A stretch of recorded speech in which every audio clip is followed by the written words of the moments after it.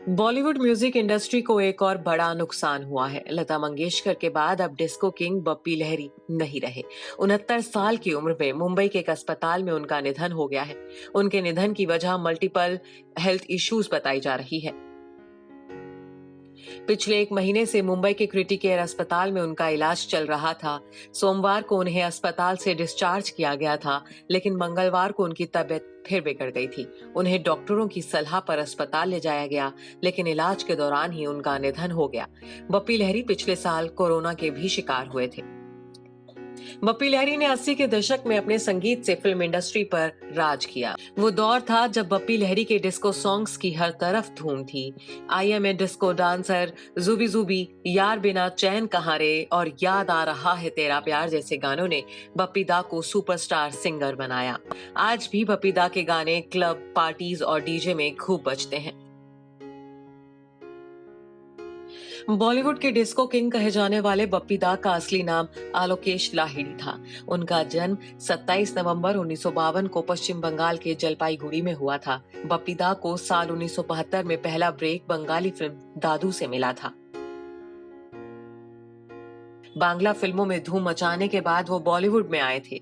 बप्पी दा अपने गानों के साथ साथ सोना भी खूब पहनने के लिए मशहूर रहे। अक्सर वो अपने गले में सोने की मोटी मोटी चेन और हाथों में मोटे कड़े पहने नजर आते थे। उन्हें डिस्को किंग के साथ साथ गोल्ड किंग भी कहा जाता था। साल 2014 में बप्पी दा ने लोकसभा का चुनाव भी लड़ा था। चुनाव आयोग को दिए गए अपने हलफनामे में उन्होंने सोने चांदी की जानकारी दी थी। हलफनामे में दी गई जानकारी से पता चला कि भले ही बप्पी दास सोने की मोटी मोटी चेहने पहनते हों, लेकिन सबसे ज्यादा ज्वेलरी उनकी पत्नी चित्रानी के पास है।